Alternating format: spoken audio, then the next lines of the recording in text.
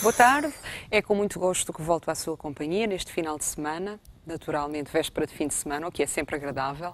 Não que nós não gostemos de estar na sua companhia, evidentemente, antes pelo contrário. Bom, hoje não sei se sabe, mas faz 179 anos que o Tribunal da Inquisição foi extinto. Foi extinto em 1871 e nós vamos falar de um assunto que provavelmente eles censurariam. Vamos falar da astrologia. Aliás, eu não tenho a certeza se aquilo que acabei de dizer é verdade. E terei aqui especialistas para assumirem esse facto ou não. Vamos então conhecer os nossos convidados. Temos, de facto, uma grande senhora da astrologia, Maria Flávia Monserrat, que já tivemos a oportunidade de conversar na segunda parte do Pôr do Sol, numa outra perspectiva, que não apenas a sua arte, mais a sua pessoa. O José Augusto, que eu também já tive a oportunidade e a honra de entrevistar, astrólogo, não é verdade? E a Helena Barata Alves, uma pessoa interessada, curiosa e que tem vindo a incentivar o estudo desta, não sei como é de chamar, já vou perguntar a quem sabe disto, aqui na Madeira. Talvez pudesse começar exatamente por isso. Lance duas questões. Afinal, a astrologia é uma ciência ou não é? E o Tribunal da Inquisição aceitaria ou não aceitaria os vossos estudos? Eu prefiro chamar a astrologia uma linguagem simbólica, uma linguagem sagrada, ao serviço de uma ciência que é aquilo que é chamada a ciência esotérica, ou seja, a ciência que revela a dimensão oculta do mundo. Portanto, a astrologia é uma linguagem que exprime a intenção inteligente do universo. E o universo é que é científico. Ele rege-se por leis, tanto leis que se manifestam no mundo da matéria, como leis que se manifestem em dimensões imateriais. E a segunda questão que eu lhe pus, do Tribunal da Inquisição, por acaso faz hoje 179 anos, que foi extinto, felizmente, porque sabemos que foi um órgão censório terrível. Como é que eles viam, porque já existia a astrologia, por certo, nesse tempo? Eu penso que não deveriam ver com bons olhos, porque a astrologia é uma linguagem que ensina as pessoas a conhecerem-se e a serem livres, a serem conscientes de quem são e para onde caminham. E realmente tudo o que tem a ver com rigidez e dogma, sobretudo naquela altura, ia exatamente contra a liberdade e contra a capacidade que os homens têm de gerir o seu destino e de se conhecerem a si próprios. Portanto, não era propriamente a linguagem que mais os pudesse satisfazer, antes pelo contrário, não é? José Augusto está cá porquê? Novamente. Estou cá no seguimento do curso de Astrologia que se tem vindo a realizar desde há alguns meses, que a Helena tem estado a organizar. Cuja primeira parte foi na altura em que tivemos a nossa entrevista. E que já vinha no seguimento, portanto, de uma conferência e de um seminário que a Maria Flávia veio dar, dado o interesse que as pessoas revelaram ter nessa altura. Portanto, eu depois vim continuar e, inclusive, este fim de semana, portanto, é a Maria Flávia que vai dar esta parte. Portanto, é um curso de introdução à astrologia que nós damos em conjunto. Helena Barata Alves, a responsável, provavelmente, por este curso, ou pela ideia de trazer a astrologia até nós, não é assim? Sim, até à Madeira. E porquê que se lembrou de tal? Bom, eu estudo astrologia há alguns anos, desde 93 comecei a estudar, e de uma forma talvez um pouco solitária aqui, porque ninguém estuda, e agora comecei a sentir necessidade realmente de passar tudo isto e comecei pela Maria Flávia, foi também por onde eu comecei.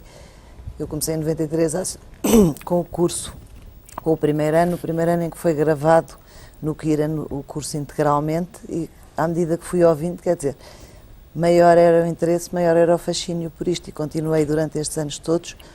E agora é como se deixasse de querer estar solitária nisto e de precisar de dinamizar isto, e convidei exatamente a Maria Flávia a vir cá em novembro.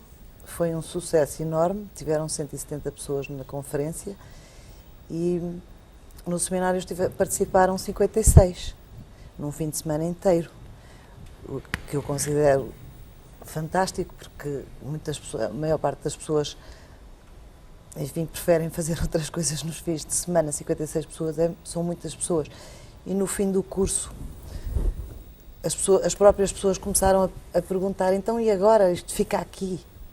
E eu propus ao Zé Augusto, a situação ficou um pouco no ar, e no fim, no último dia, que foi no Museu da Eletricidade, mal terminou o seminário, a primeira coisa que eu ouvi foi uma pessoa que estava lá a participar que me veio comunicar que o presidente do Museu de Eletricidade tinha assistido, tinha gostado muito e tinha oferecido a sala para qualquer iniciativa deste género. Aí eu disse ao José Augusto, agora não podes dizer que não. E ele disse, pois não. E começámos a organizar e temos 33 pessoas no curso neste momento e eu penso que ainda vão entrar mais. Há um sexo dominante por parte das pessoas interessadas? Talvez estão mais pessoas do sexo feminino no curso e penso que em Lisboa também. Maria Flávia tem 160 alunos no primeiro ano.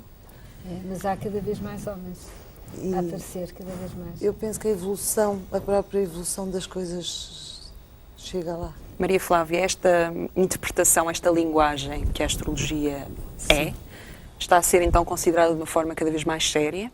Com certeza.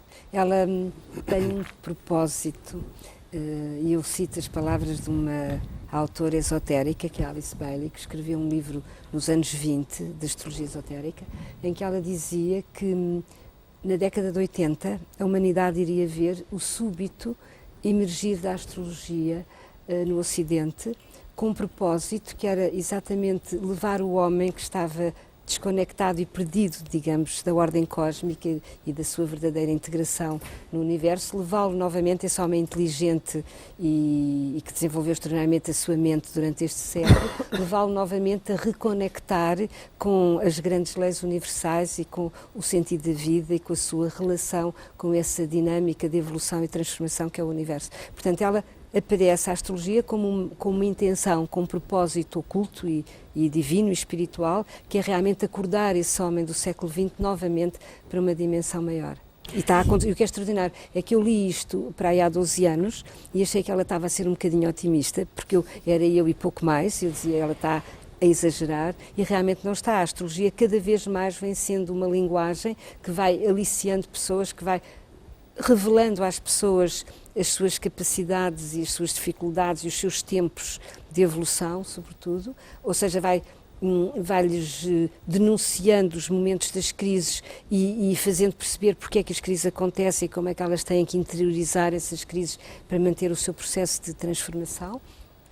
E, obviamente, é de tal modo fascinante que as pessoas estão cada vez mais a reconhecer isso. E é imparável. Eu acho que já me convidaram para dar aulas, dar conferências em algumas universidades. Eu penso que daqui a pouco tempo a astrologia vai voltar a ser um ensinamento oficial, porque é impossível que assim não seja. Em alguns países, inclusivamente, já é considerado, de facto. No Brasil, sei que, de alguma forma, dão real importância a esse estudo. Mas não considera que haja, de facto, uma confluência, que é o seguinte, portanto, agora no final de milénio têm surgido muitas seitas, muita necessidade de acreditar em algo, de convergir a nossa esperança para qualquer coisa que salve desta crise de valores muito grande, desta... Não poderá justificar-se também por aí? Não, é exatamente o contrário. Para já, o que está agora a acontecer, a astrologia sempre previu. Eu lembro-me que escrevi coisas há 20 anos para aí em que eu dizia, não por eu ser especialmente, digamos, profética, mas porque era exatamente o que a astrologia já ensinava, que nós iríamos ver esta viragem acelerar-se no fim do século e que havia, quando o Plutão saísse de Escorpião, entrasse em Sagitário, com aqueles 7 planetas em Capricórnio, que iria haver um súbito realmente emergir de outra curiosidade e de outra necessidade de valores e de outra procura de resposta em relação à vida, o que está a acontecer. E nestes momentos de crise, obviamente que há imensa confusão, porque as pessoas saem de padrões de referência completamente rígidos e materialistas e de repente encontram-se com um mundo desconhecido. Agora, eu diria, nesta diversidade de propostas e de descobertas, algumas muito válidas, outras menos, mas algumas confusas, e há muita confusão, eu penso que a astrologia surge exatamente como a grande referência, como aquilo que não engana nunca, aquilo que é rigoroso, porque diz o Plutão passa do dia 20 ao dia 25 e não há hipótese de nós confundirmos ou julgarmos que é de outra maneira. E nós podemos imaginar que estamos muito evoluídos, mas se nós soubermos que vamos ter determinada quadratura ou determinada crise, nós percebemos que isso é fundamental e sem isso a gente não passa ao degrau seguinte. Portanto, a astrologia aparece como uma estrutura inteligente. Eu costumo dizer que é a linguagem mais inteligente do mundo, porque ela dá significado a cada minuto de vida e ensina-nos exatamente como situar-nos através do nosso cotidiano e através das nossas crises, mas sem engano, ou seja, sem mito, sem fascínio, sem ilusão. Digamos, ela em si é fascinante, mas ela não produz fascínio, ela produz rigor, ela produz entendimento, ela produz compreensão. E isso é muito necessário exatamente no momento em que vai haver muita ilusão, muito fascínio e muita, eu diria, muito pseudo-misticismo e muita falsa inspiração, se assim pode dizer, porque as pessoas não têm vibração nem nível de consciência, às vezes, para atingirem determinados estados interiores que elas julgam que podem atingir muito rapidamente, sem pagar o preço, como eu digo, que é fazer realmente o trabalho interior, que é longo e que é doloroso, necessário, para chegar a esses níveis de consciência. E portanto, pode haver grandes enganos. Só que com a astrologia não é possível. A pessoa conhece o seu tema, conhece os seus tempos de evolução e de repente tudo aquilo fica claro, sem engano nenhum e seguro. José Augusto, esta questão da astrologia baseia-se muito nos astros, naturalmente. O próprio nome indica isso. A posição dos planetas, tudo isso. Está ligada de alguma forma à astronomia? Penso que esta é uma questão que para muitos é pertinente. Sim. A astrologia não está ligada aos astros, ou seja, diria melhor, a astrologia interpreta os astros, portanto faz a leitura dos astros. Portanto, a astronomia também estuda os astros, só que numa perspectiva física, não é? Portanto, a astronomia estuda o lado físico, mede quanto é que mede o planeta, quanto é que pesa, como é que ele se move, que ciclos é que tem, etc, etc.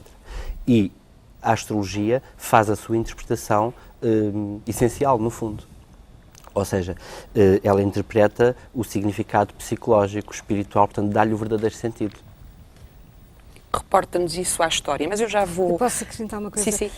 Penso que se nós percebermos que nós vivemos pelo menos em duas dimensões, a dimensão visível e a dimensão invisível, que é realmente a dimensão inteligente e significativa, nós poderemos dizer que a astronomia revela o lado visível da realidade e a astrologia ensina a ver e a conhecer a dimensão oculta da realidade. E nós estamos entre as duas, vivemos nas duas. Não é? É como se, por exemplo, a astronomia estudasse o nosso corpo e a astrologia estudasse o que está dentro do nosso corpo. O que nós sentimos, o que nós pensamos, o que nós somos, no fundo, e que é manifestado nesse corpo. Não posso fugir, Maria Flávia, de lhe perguntar um pouco da origem da astrologia. Isto porque falaram aí da importância dos planetas e dos astros no estudo dessa nossa vida espiritual. Esta gente, estes babilónios que eu por acaso andei a investigar e que de facto foram dos primeiros, pelo menos, a serem referidos na história como pessoas que acreditavam que havia deuses planetários que viviam num círculo chamado Anel do Zodíaco, eles tinham uma perspectiva, como eu digo, muito mitológica, muito fantasiosa. Cada deus vivia num palácio. Como é que estas coisas surgiram? Como é que chegaram ao ponto em que estão hoje? Digamos que a astrologia perde-se na noite dos tempos, não é? No sentido que ela é uma linguagem que eu considero sagrada e, portanto, é uma linguagem inspirada, é uma linguagem a que os homens têm acesso por revelação, por intuição. Elas é-lhes comunicada de dentro para fora, não é nada que eles possam ver como se olha para esta mesa, não é? E, portanto, ela vem de muito longe. Ela como que pertence ao mundo dos arquétipos, pertence à memória da alma, se pode dizer isso, no sentido que todos nós nascemos a saber que nós estamos ligados ao universo e à ordem do universo. Depois, essa ordem, como é que ela se revela a nós? Através dos tempos, os homens foram procurando conhecer melhor e, em função do seu nível de consciência e da civilização que atingiram, isso é verdade para todas as tradições, eles iam percebendo mais ou menos como é que essa ordem se revelava. Portanto, não se pode dizer exatamente ao certo quando é que ela surgiu. Na realidade, ela surgiu em vários pontos e manifestou-se de maneiras diferentes. Há uma astrologia oriental que se baseia em relações numéricas, que não é exatamente a nossa, uma astrologia que se baseia nos ciclos da Lua, que é mais lunar que solar. No entanto, todas elas convergem para uma mesma realidade, que é o homem e o universo. Não é? Mas, José Augusto, o astrólogo faz cálculos. O astrólogo faz cálculos exatamente para saber... Antes disso, eu gostava só de acrescentar uma coisa, decidi dizer... Quase que poderíamos dizer, quando a Maria Flávia diz que a astrologia se perde na noite dos tempos, poderíamos dizer que a astrologia existe desde que o primeiro homem olhou para o céu. no sentido em que a astrologia serve exatamente, ou seja, é o que nos permite inteligir a ordem maior, portanto, e simbolicamente o mais longe que nós temos em termos visíveis é o céu. Portanto, se nós lermos o céu, e como sabemos que há uma relação entre o céu e a Terra, entre tudo o que acontece no universo, como a própria ciência está a chegar a partir da física quântica, que está exatamente a perceber, desde que a ciência aceita que o observador altera o objeto observado, portanto, todos os dogmas científicos que existiam acabaram. E, portanto, como nós vemos que o céu está sempre em mutação, a Terra está sempre em mutação, portanto, se percebermos o movimento, nós percebemos exatamente em que ponto da viagem é que estamos. E a pergunta era, já agora, desculpe. Eu estava a referir-me à objetividade dos cálculos que um Os cálculos, ora, para que nós fazermos a interpretação, a tal interpretação essencial dos astros, nós temos que partir de uma base física real concreta, que é exatamente a posição onde eles estão. Ou seja, temos que os saber ver. E os astrónomos ajudam-nos aí, porque nós partimos exatamente dos cálculos dos astrónomos. Agora, depois temos que saber exatamente se eu precisar, por exemplo, de fazer a sua carta astral, eu tenho que saber a que horas é que nasceu, o local onde nasceu e quando, não é? Porquê? Porque o céu, neste momento, está todo da mesma maneira, mas ele não está a influenciar da mesma maneira o Funchal, Lisboa ou a Austrália. Portanto, aqui, atualmente, agora estamos no fim da tarde, noutro sítio é o princípio da manhã. E, portanto, temos que fazer esses cálculos, e esses são rigorosos, para, a partir daí, fazermos a nossa interpretação. Quer dizer que a minha carta astral aqui na Madeira, feita com os meus elementos aqui na Madeira, vai ser feita com a mesma exatidão por outro astrólogo noutra parte qualquer do mundo, porque quer nós façamos a carta onde fizermos, vamos fazer a leitura do céu para o momento onde nasceu. Ou seja, como o céu estava a ser visto no momento e no local onde nasceu. E, portanto, como é que conseguem ter essa amplitude de conhecimentos? Agora lembrei-me de pensar... Por exemplo, nós quando vamos para a escola vamos aprender a ler, não é? E não vamos pôr em causa quando nos dizem que o símbolo da água é H2O.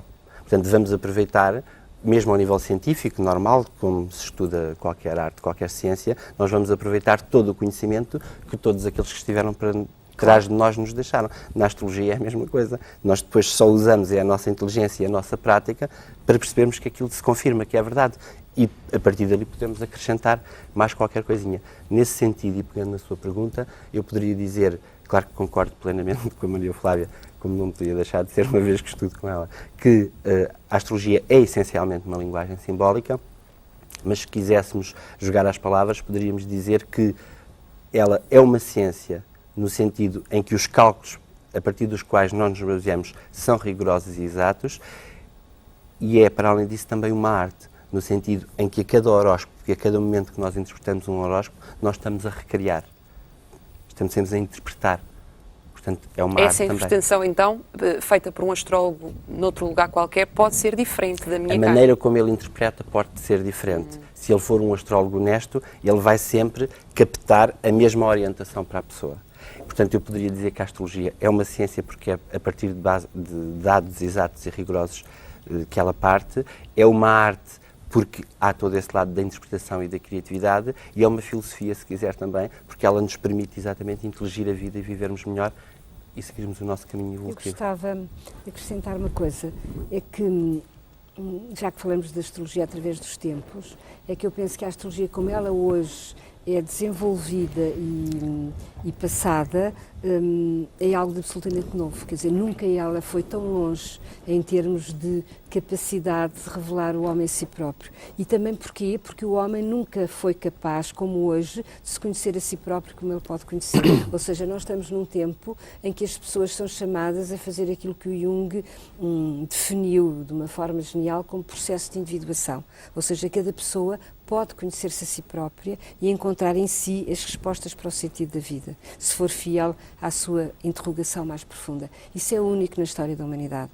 E a astrologia vem exatamente neste momento em que o homem ocidental, neste caso, atingiu este nível de possibilidade e de consciência, dar-lhe a referência necessária para ele o poder fazer. Portanto, a astrologia destina-se a cada um para levar cada um a conhecer-se a si próprio. No passado não era assim, no passado a astrologia era muito mais generalizada, ela destinava-se aos acontecimentos, quando muito fazia-se o horóscopo do rei, porque exatamente era um poder social, mas não havia este lado psicanalítico, psíquico, de percepção das nossas cargas inconscientes subjetivas, que obviamente também é um acréscimo que a psicologia trouxe à astrologia. Portanto, a astrologia hoje tem uma dimensão que nunca teve, e acho que é importante dizer isso também.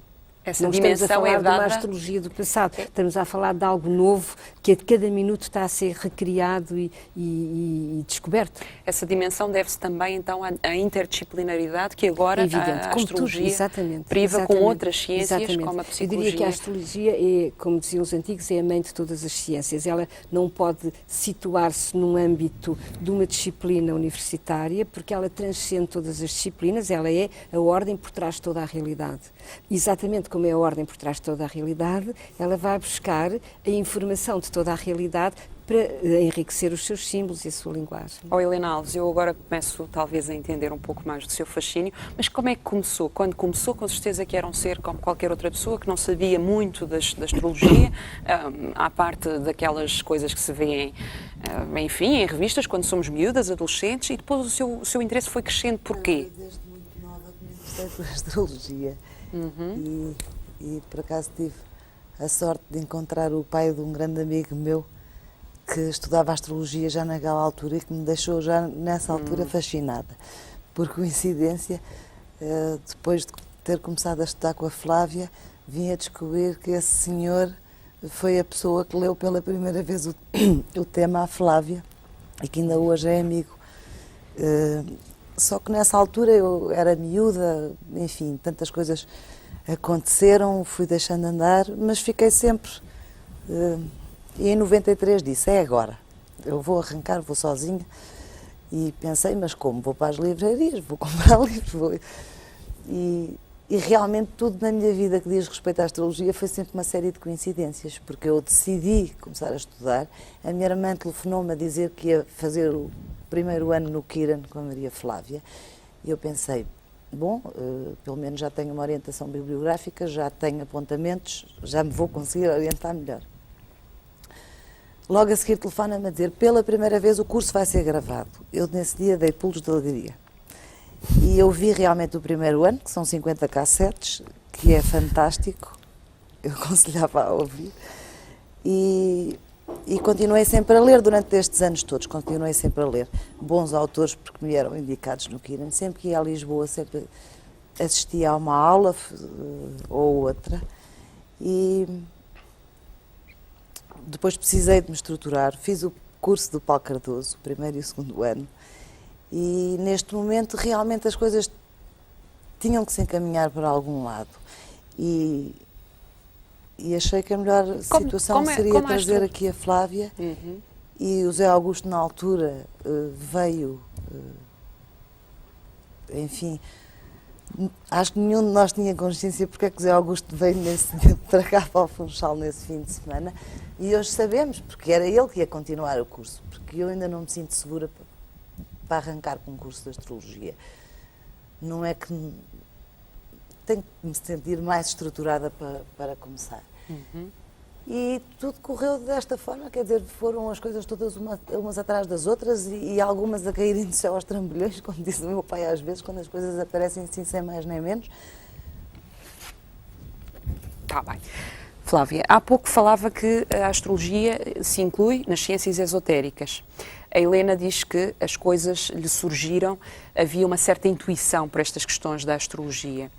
As pessoas são especiais, as pessoas que têm tendência para se deixar absorver por esta linguagem são pessoas mais permeáveis, mais espirituais, enfim, com características quase mediúnicas, não sei se estou a dizer bem. Não, eu penso que esta linguagem neste momento ela é acessível a toda a gente que tenha uma preocupação na vida, que é saber porque é que nasceu e o que é que anda a fazer. Quer dizer, qualquer pessoa que se interrogue e que tenha curiosidade em relação ao sentido da vida, que se calhar não são todas as pessoas, porque há seres que têm níveis de consciência que ainda não atingiram esse estado de interrogação e, portanto, esses andam cá um pouco por ver andar os outros, como se costuma dizer, ainda pertencem àquilo que se chama a mentalidade coletiva das massas, portanto, pessoas que não procuram conhecer-se. Obviamente que para essas, se calhar esta proposta não é muito significativa. Para toda a gente que gostaria de saber quem é, e sobretudo pessoas, que é o que acontece muito, sobretudo quando vêm às consultas, que procuram valores que lhes deem significado aos seus problemas pessoais e sobretudo à dor do mundo, àquilo que lhes acontecem e que elas não têm como encontrar resposta quando as coisas começam a ser francamente difíceis, não é? E as pessoas vivem numa sociedade que não tem valores à altura do sofrimento, que não tem valores que possa dar significado a tudo o que nos acontece, às súbitas doenças, aos desastres. As pessoas ficam desorientadas porque vivem num mundo que elas julgam que é harmonioso, que na realidade não é. E, portanto, elas têm que encontrar referências que deem significado a isso e que lhes facilitem a possibilidade de poder aceitar coisas que, à partida, nós rejeitamos. E penso que é fundamentalmente essa a procura. As pessoas vêm normalmente depois de terem tido grandes crises, porque até lá julgam que conseguem sobreviver sem grandes interrogações. Mas há sempre um momento na vida, sempre, em que nós somos postas perante uma encruzilhada existencial, ou seja, perante situações dolorosas para as quais nós não vemos sentido. E então aí sim, aí as pessoas acordam e despertam e realizam que estão num mundo obscuro e estranho e conflitual, e então vão tentar encontrar e descobrir alguém que lhes explique porque é que é assim e que lhes dê significado para essas coisas. E aí começam a acordar e aí muitas vezes nunca mais param, porque então realmente realizam que a vida é muito mais fascinante e muito mais complexa do que cotidianamente as pessoas imaginam. José Augusto, das palavras da Maria Flávia eu consigo depreender que a astrologia não é, afinal, uma disciplina que prevê a nossa vidinha, quer dizer, que de alguma forma dá previsões diárias que saem na revistinha X ou Y e no jornal WIB. Não, pelo jeito é uma coisa que nos vai levar ao autoconhecimento. De maneira nenhuma. O que a astrologia prevê, se é que se pode usar o termo, é exatamente os tempos dessas crises. Não é? Ou seja, eu tanto posso explicar à pessoa, o astrólogo diante da carta tanto pode explicar à pessoa exatamente dar o sentido da crise que ela viveu há 2 anos ou da crise que ela está a viver naquele momento e para a qual não tem sentido, como posso prever a crise que lhe vem daí a 5, daí a 10 ou daí a 2. O que nós não sabemos exatamente, portanto, previsões, portanto, tudo o que seja previsão é manipulação, no sentido em que o futuro não existe, não é? Portanto, o futuro é uma consequência do eterno presente. Portanto, eu, no presente, é que à medida que vou resolvendo o passado e me liberto dele, é que estou pronto para construir o meu futuro. Ora, infelizmente é assim que a maior parte das pessoas vive atualmente, não é?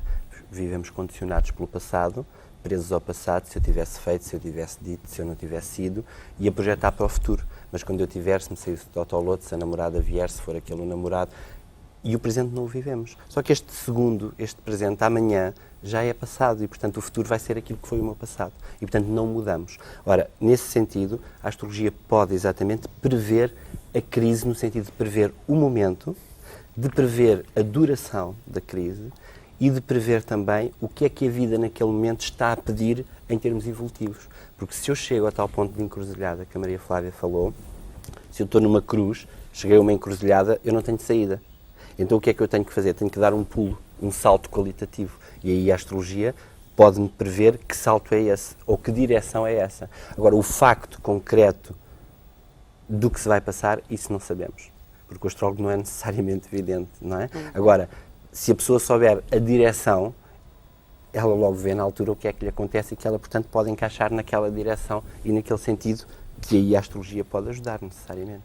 Porque, por exemplo, dando um exemplo concreto, como aquele livro que a Maria Flávia citava, que referiu de Alice Bailey, ela disse que os anos 80, 90, portanto o final do século, ia haver um súbito emergir da astrologia, mas ela não disse que em Portugal era através da Maria Flávia ou que na Inglaterra era através de não sei quem. Percebe? Portanto, o sentido nós prevemos.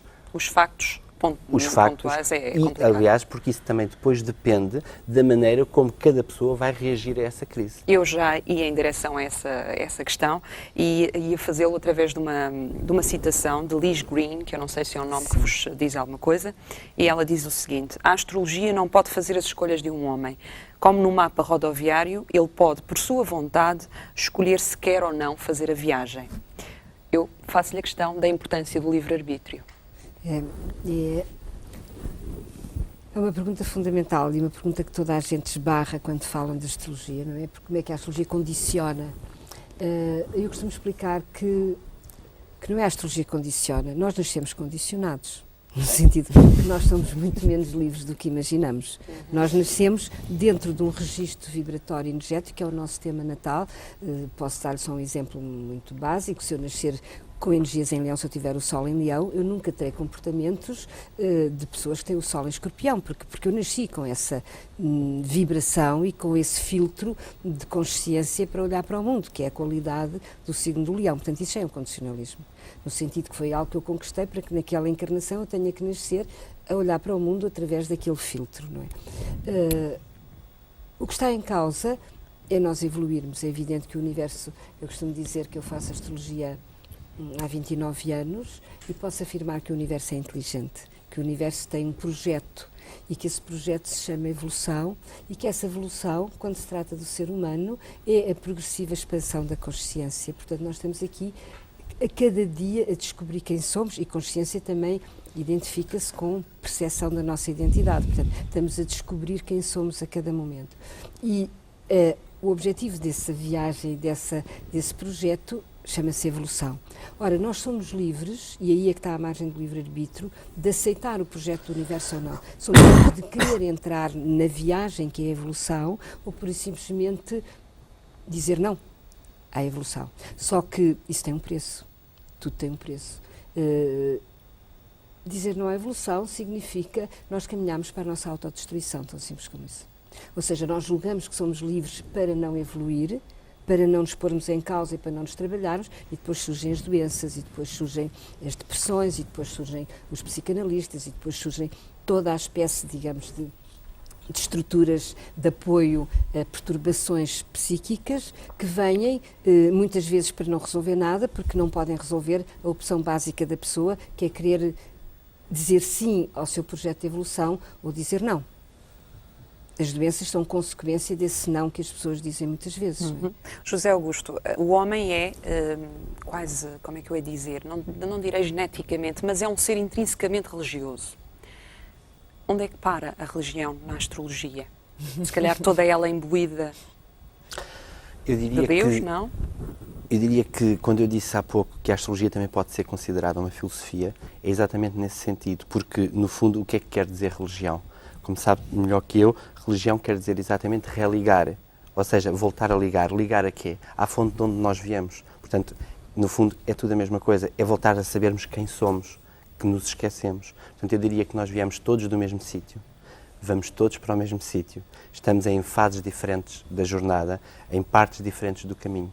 E, portanto, eu não tenho qualquer pejo em dizer que a astrologia ajuda-nos a religar.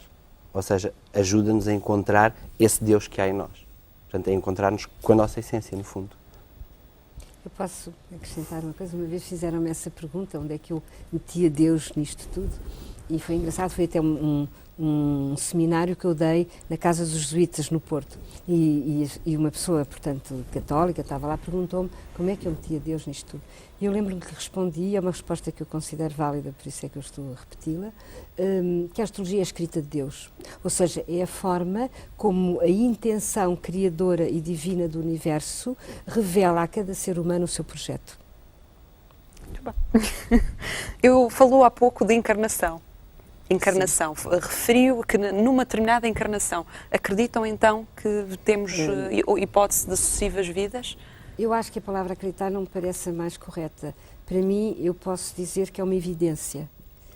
Acho que as verdades começam a pouco e pouco a revelar-se como evidências, no sentido em que eu, quando comecei a estudar astrologia, nem sequer isso me passava, digamos, pela mente, mas com a prática da astrologia eu fui realizando que as pessoas não nascem do nada, não nascem tábua rasa, não nascem não sendo coisa nenhuma, não nascem de estaca zero. As pessoas nascem com muita informação e com muita memória. Nós somos uma memória, e uma memória de muitas vidas.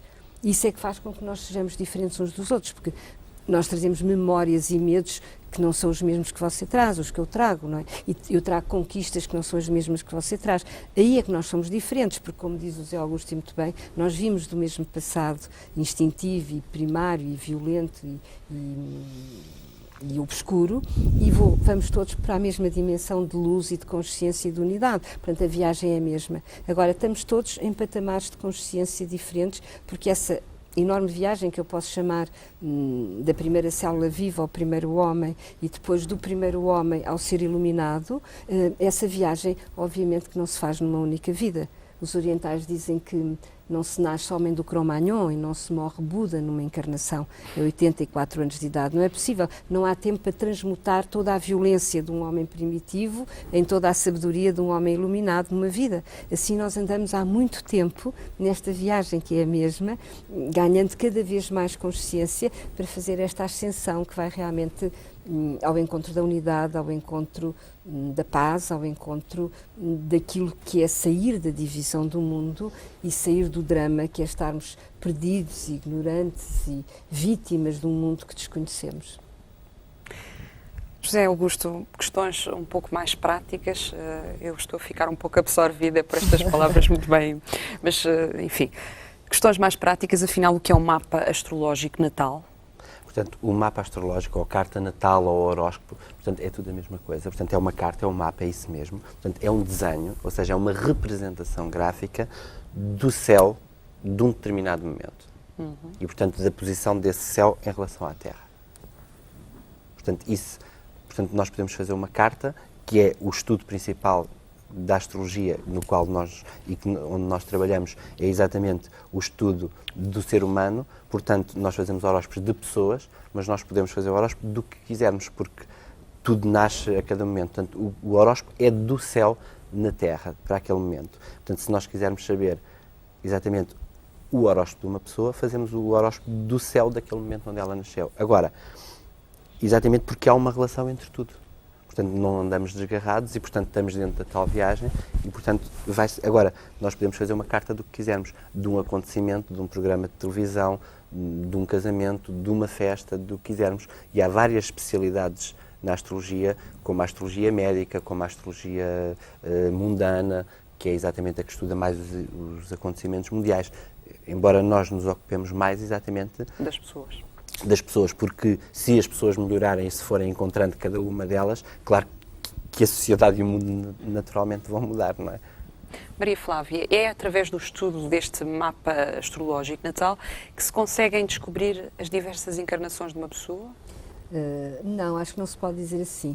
Pode-se dizer, e depende da intuição de quem vê o mapa, não é muito fácil, pode-se sentir de onde é que a pessoa vem, ou seja, de que energias a pessoa vem. Então a questão que eu ponho há pouco, de facto é uma pessoa especial, o verdadeiro astrólogo, é uma pessoa mediúnica? Tem que ser. Não, não é mediúnico, eu penso que ele tem que estar situado no plano da alma, e o plano da alma é, digamos, a intuição, que em astrologia se identifica com a mente superior, e ao mesmo tempo que nós podemos identificar com o hemisfério direito, porque a mente racional, a mente analítica é Mercúrio, é o hemisfério esquerdo, e Urano, que é a oitava acima da mente inferior, é a mente universal, é a mente cósmica, é o hemisfério direito. Portanto, é o hemisfério criativo, é o hemisfério que capta a realidade. Para que se possa captar a realidade, nós temos que estar receptivos a essa realidade. Portanto, há todo um trabalho de despojamento e de não querer controlar e de vencer medos e de nos entregarmos à vida para que possamos criar essa receptividade. E então, essa mente cósmica começa a inspirar-nos, começa a dar-nos intuições. Toda a linguagem simbólica, ela faz um apelo à intuição. Eu não tenho dúvida, eu dou cursos de astrologia, este meu curso há 14 anos, e eu levo as pessoas a descobrirem-se por intuição. Elas despertam a sua intuição. Eu costumo dizer que eu não ensino nada de novo, eu acordo memórias. Elas começam a ter percepções a partir daquilo que eu digo, como se elas sentissem que o que eu digo sempre esteve dentro delas. E isto é uma realidade, não é nenhuma fantasia.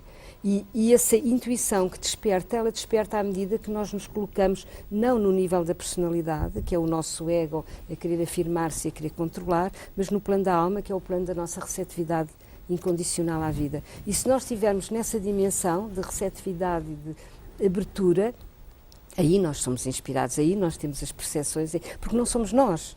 É a mente cósmica que baixa sobre nós e que nos dá essa possibilidade de ter acesso a essa visão. Penso que aí confluem, de facto, determinadas teorias filosóficas, nomeadamente platónicas. Eu estou aqui a tentar criar paralelos e penso que sim, que há, de facto... Mas absolutamente. O telefone, para aceder a este excelente prémio, quem sabe, se tiver sorte, se as estrelas estiverem do seu lado, penso eu, 800-241-200.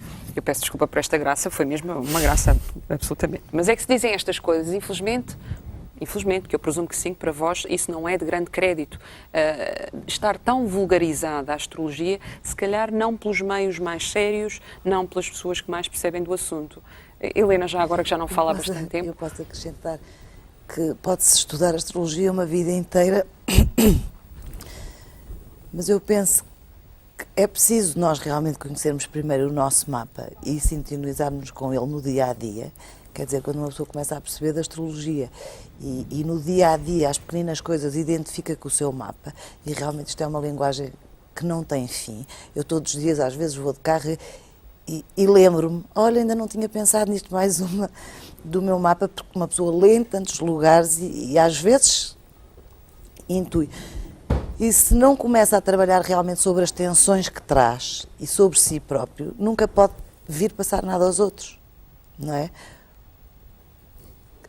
Eu acho que a base está aí, quer dizer, uma pessoa começa realmente a estudar quando adquire um determinado nível de conhecimentos que a possibilitem realmente identificar em si as crises, porque é que as teve, a forma até como se aceita as crises, aquilo que realmente a astrologia acaba por transformar na nossa vida, no dia-a-dia, a forma de aceitar as crises, a forma de nos pormos em causa, porque é muito fácil vivermos assim, a apontar, e a culpa é sempre dos outros. Quando começarmos a viver assim, e nos começarmos realmente a transformar, eu penso que aí é possível passar uma astrologia séria.